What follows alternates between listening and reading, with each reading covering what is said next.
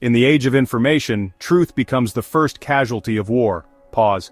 Today we're diving into the fog of war and how propaganda thrives in such an environment, especially in the ongoing Ukraine conflict. Let's unmask how narratives are crafted and manipulated to shape our perceptions. Modern propaganda isn't about outright lies but about shaping narratives. It's subtle, seeping into news reports, social media posts, and everyday conversations. The goal? To frame events in a way that serves the propagandist's agenda. This includes selective reporting, exaggeration, omitting inconvenient truths, and using emotionally charged language. Let's look at some key examples from the Ukraine war. First, the Nord Stream pipeline sabotage. Explosions damaged the pipelines and immediately both sides blamed each other. With investigations still ongoing, this lack of conclusive evidence fuels propaganda. Each side uses the uncertainty to gain geopolitical leverage, branding the opposition as terrorists or energy blackmailers. Next, the Russian soldiers with shovels narrative.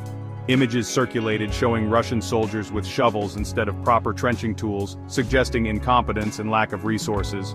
While there may be truth to these claims, selective imagery distorts the full picture. Remember, armies throughout history have improvised with available tools, and isolated incidents don't reflect the entire military's capabilities. Then there's the Ghost of Kiev myth. The story of a Ukrainian fighter pilot who supposedly shot down numerous Russian aircraft became a symbol of resistance and pride. Eventually, the Ukrainian Air Force acknowledged it was a myth, created to boost morale.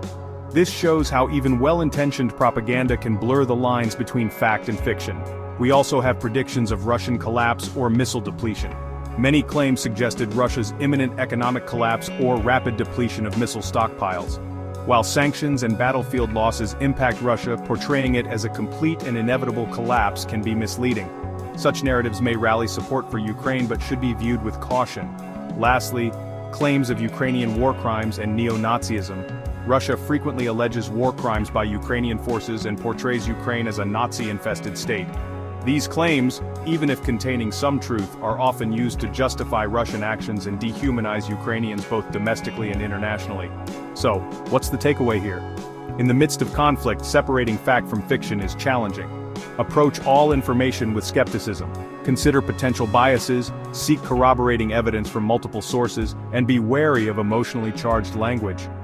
Recognizing propaganda isn't about taking sides, it's about understanding the forces shaping our perceptions of the war.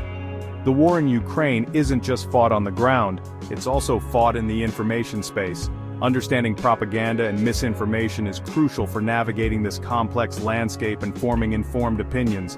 By cultivating critical thinking and demanding transparency, we can pierce the fog of war and find the truth. Stay informed, stay critical,